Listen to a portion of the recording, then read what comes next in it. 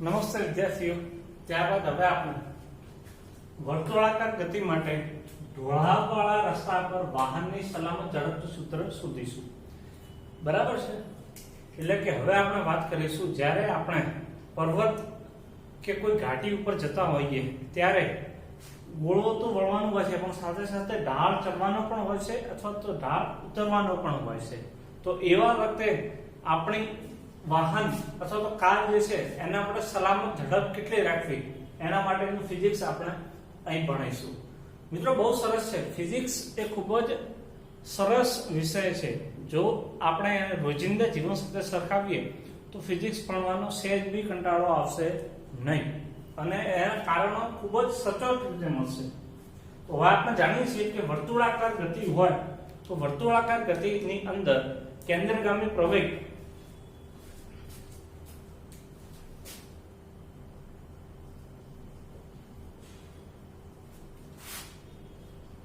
ગતિ માટે AC બરાબર v²/r અને FC બરાબર mv²/r કે જે કેન્દ્રગામી પ્રવેગ આપશે અને કેન્દ્રગામી બળ.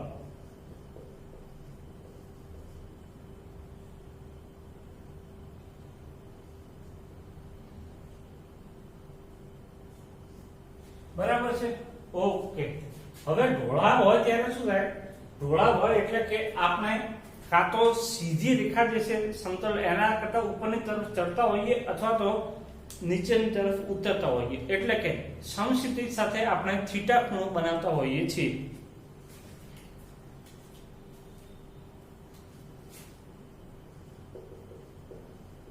ઢોળાવવાળા માર્ગ પર વાહન સમક્ષિતિજ સાથે થીટા ખૂણો બનાવીને ગતિ કરતો હોય છે. બરાબર છે? ઓકે. તો હવે આટલું તમે ખાસ ધ્યાન રાખજો. ધારો કે કોઈ વાહન સમક્ષિતિજ સાથે થીટા ખૂણો બને એ રીતે ઢાળવાળા રસ્તા ઉપર ઉપરની તરફ વર્તુળાકાર ગતિ કરે છે તો આ દરમિયાન એના ઉપર કયા કયા બળો લાગશે? તો લંબ બળ અને વજન બળ, આ બંને બળો લાગશે. ઉપરની તરફ લંબ બળ લાગશે, નીચેની તરફ વજન બળ. પરંતુ લંબ બળ એ કેવું હોય છે? તો લંબ બળ જે છે એ વાહન અથવા કારની સપાટીને એક્ઝેક્ટ લંબ રૂપે. તો અહીં ધ્યાન રાખીશું તો આપણને ખબર પડશે કે આ જે ઘટક જે છે આ દિશા એ આપણને n એટલે કે લંબ બળ આપશે. એટલે લંબ બળ જે છે એ એક્ઝેક્ટ સપાટી જે છે એને લંબ રૂપે બનશે, પરંતુ સમક્ષિતિજની સાથે લંબ બળ નો ઘટક થીટા ખૂણો બનાવશે. એટલે કે આપણને ઊર્ધ્વ ઘટક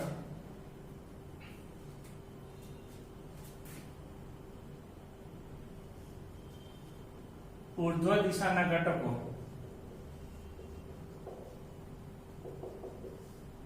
તો નંબર 1 ઉપરની તરફ n cos θ મળશે જે વજન બળને સમતોલ છે. n cos θ. બીજો w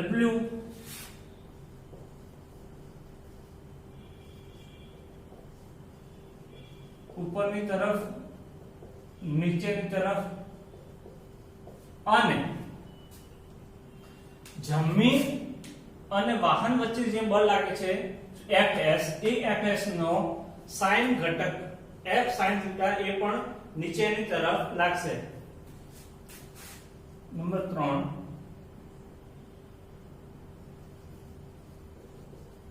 ઘર્ષણનો F sin θ એ પણ નીચેની તરફ લાગશે.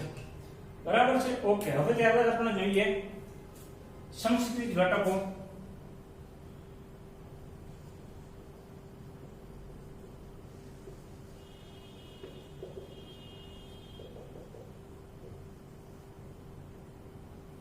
તો સમક્ષિતિજ ઘટકોની અંદર એક ઘટક આપણને મળશે v²/r, બરાબર છે?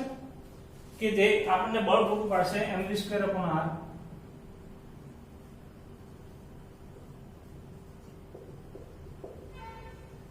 કેન્દ્રગામી બળ. બીજો ઘટક આપણને મળશે n sin θ જે સમશીતોષ્ણ દિશામાં છે.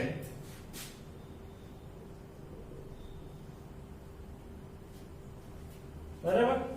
અને ત્રીજો ઘટક મળશે f cos θ.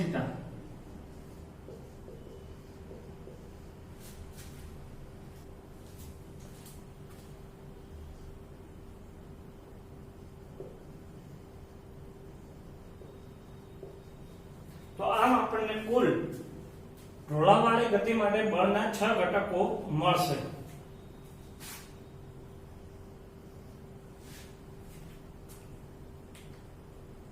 બરાબર છે. તો બળના ઘટકો ઉર્ધ્વ દિશાના બળના ઘટકો અને સમક્ષિતિજ બળના ઘટકો. બરાબર છે. ઓકે. તો હવે જે છે સૌપ્રથમ આપણે શરૂઆત કરીશું. ખૂબ ધ્યાન રાખજો, ખૂબ જ અગત્યની થિયરી છે કે નીચેની તરફ વજન બળ લાગે છે અને બીજો નીચેની તરફ કયું બળ લાગે છે? F sin θ. તો નીચેની તરફ શિરોલંબ દિશાના ઘટકો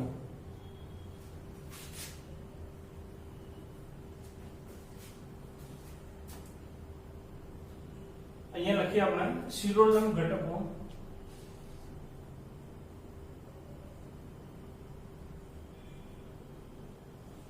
તો W બરાબર mg F sin θ fs અને એના બરાબર સમતુલ્ય ઘટક આપણને મળશે ઉપરની તરફ n cos θ. બરાબર છે. અને હવે આપણે જે છે લઈએ સમક્ષિતિજ ઘટકો.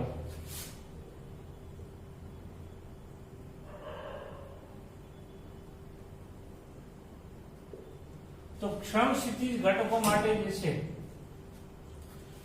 બે ઘટકો કેન્દ્ર ની દૂર છે જ્યારે એક ઘટક કેન્દ્રની તરફ છે. તો કેન્દ્ર તરફનો ઘટક થશે mv²/r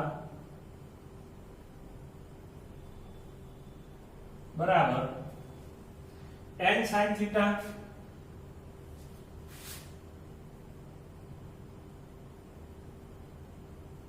પ્લસ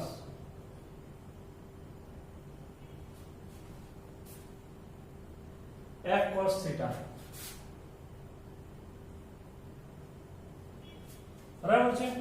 આને કહી દઈએ સમીકરણ નંબર 1, આને કહી દઈએ સમીકરણ નંબર 2. આપણે વાહનની સલામત ઝડપ એટલે કે વધુમાં વધુ કેટલી સલામત ઝડપે આપણે વાહન ચલાવી શકીએ એના માટે v maximum માટે fs બરાબર ms n લેતા તો બંને સમીકરણની અંદર જ્યાં mu એ fs છે એ fs ની જગ્યાએ શું લઈશું આપણે ms n. એ જ રીતે અહીંયા પણ fs છે એ fs ની જગ્યાએ ms n લઈશું. તો હવે સમીકરણ 1 અને 2 આપણને કેવી રીતે મળે છે ધ્યાનપૂર્વક જોજો. mg f sin θ mg fs fs બરાબર શું લેવાનું છે ms n. બરાબર છે. તો ms n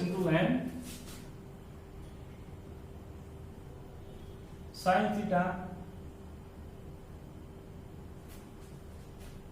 બરાબર n cos θ. હવે આમાંથી આપણે જે છે mg જે છે એને સૂત્રણ કરતા બનાવીએ. તો therefore mg બરાબર n cos θ minus ms into n sin θ. mg બરાબર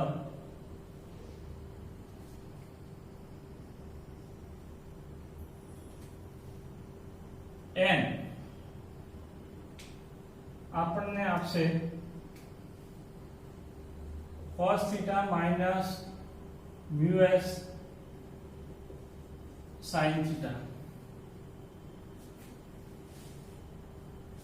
અને આના ઉપરથી આપણે n જે છે એને સૂત્રણ કરતા બનાવીએ તો n બરાબર આપણને મળશે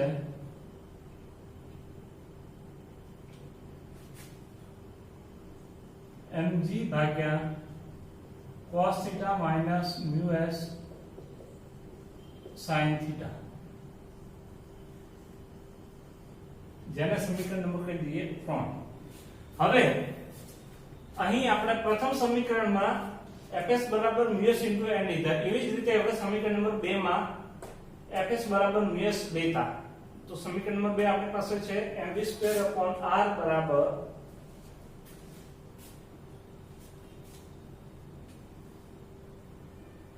સમીકરણ 2 માં fs બરાબર μs * n લેતા તો સમીકરણ 2 mv2/r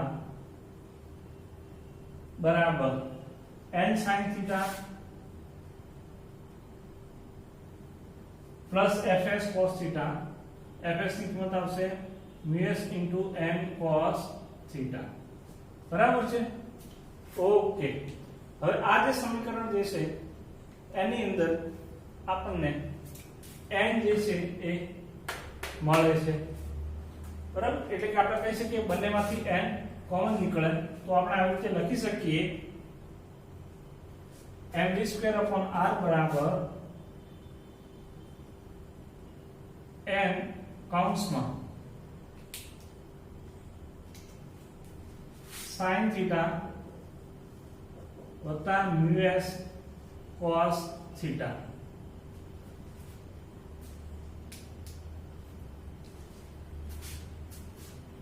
બરાબર છે? સમીકરણ 2 માં fs બરાબર μs * n લઈએ તો mv2/r n sin θ n plus fs, તો fs ની કિંમત અહીંયા શું થશે μs * n cos θ. બંનેમાંથી n ને કોમન કાઢ્યો. હવે n ની જે છે આ કિંમત 3 માંથી n ની કિંમત મૂકી દઈએ, એટલે કે n જે છે એની કિંમત આપણે અહીંયા મૂકીએ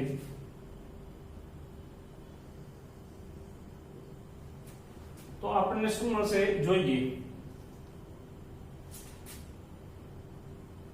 mv2/r બરાબર m ની કિંમત લઈએ n ની કિંમત mg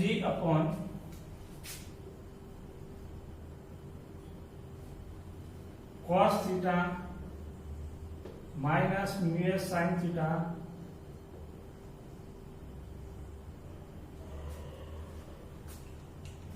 આ ગુણાકારમાં જે હતા એ એમને એમ જ રહેશે આપણી પાસે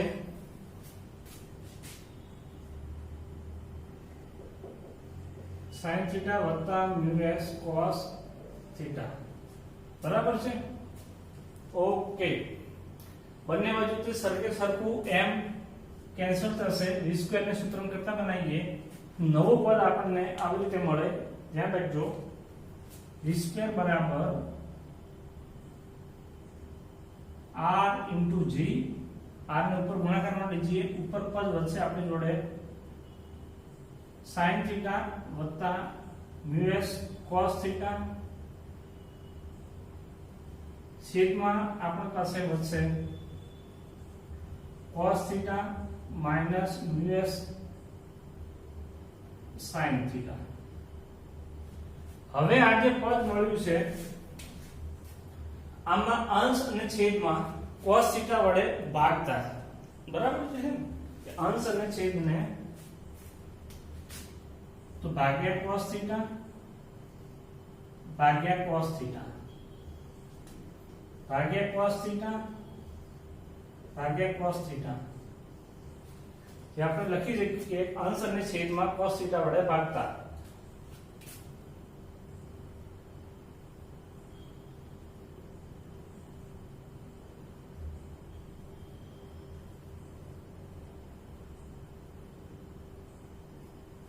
તો સમીકરણની અંદર આપણને હવે ખાસ ધ્યાન રાખજો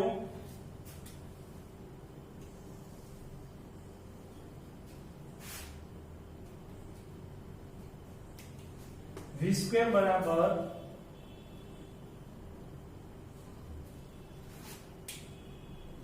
r into g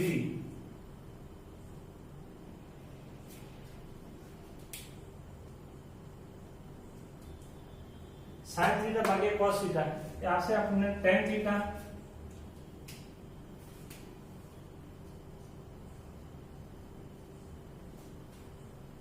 અને આ કેન્સલ થશે એટલે μs છેદમાં આપણને મળશે cos થીટા ભાગ્યા cos થીટા જેની કિંમત મળશે 1 માઈનસ μs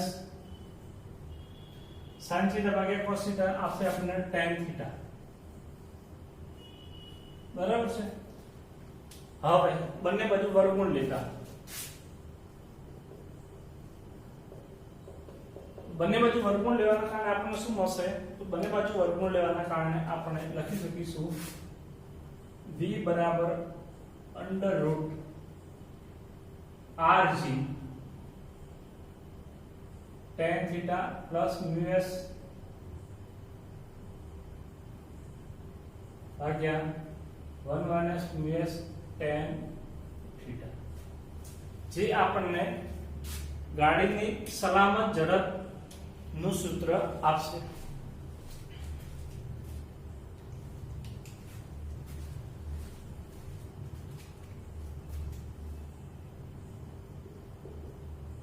બરાબર છે હવે જો એક બીજી વસ્તુ કે ઢોળાવાળો રસ્તો હોય ને ત્યાં ઘર્ષણ બળ ન લાગે તો શું થાય બરાબર છે ને તો જોઈએ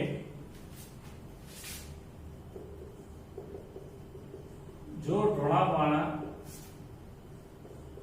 રસ્તા પર ઘર્ષણ બળ ન લાગે તો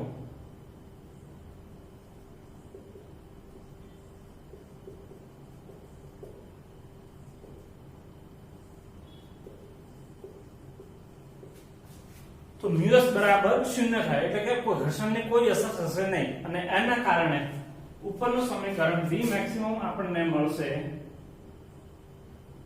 r * g વર્ગમૂળમાં tan थीटा પ્લસ 0 ભાગ્યા 1 માઈનસ 0 એટલે કે v મેક્સિમમ બરાબર under root r * g tan theta મળશે બરાબર છે ઓકે